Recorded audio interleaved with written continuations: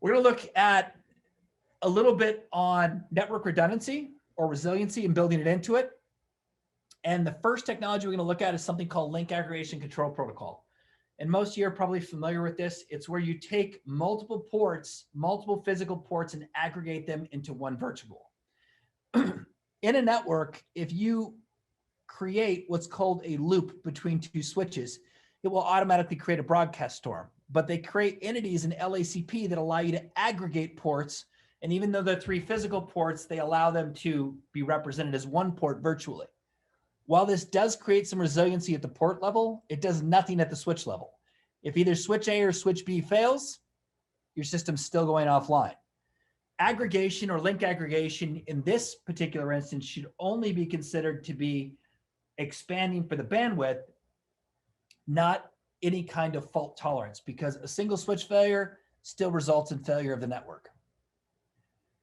Traditional spanning tree, albeit slow, actually allows you to create multipath.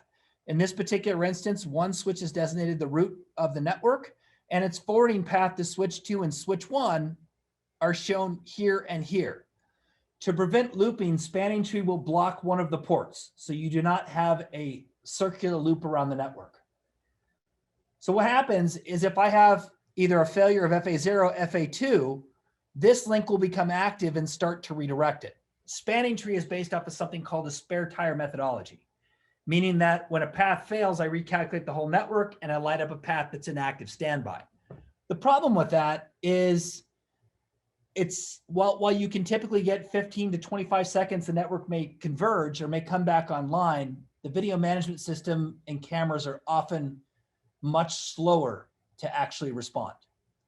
And so whenever you're using spanning tree for your resiliency technology, I always ask the question, how much video can you afford to lose and what's an acceptable outage? If the answer is none, spanning tree is the wrong technology for this. If you can afford to lose a minute or two of video, this is a perfectly fine way to create resiliency.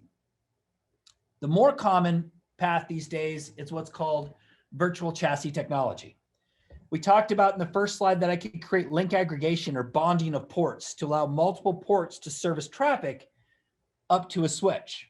Well, this is the exact same technology, but instead of one switch, I create a virtual switch out of two with a pathway that goes to the first virtual switch as well as the second virtual switch in what's called an active-active entity, meaning that it will load balance between the two.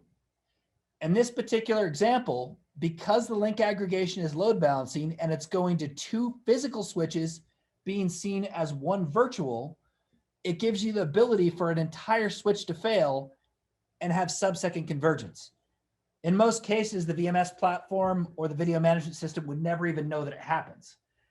In this example, we're seeing a virtual chassis being built out of two entities.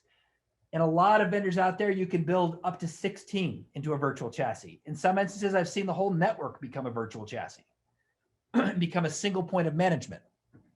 So in this type of technology, this would be the preferred method to create resiliency at the core, because the outages that you're going to incur are not going to be associated with what you'd see in a spanning tree type of environment. And there are other technologies out there like 802.1AQ or shortest path bridging or layer 3 edge. We just simply don't have the time to go through all of them in this particular presentation.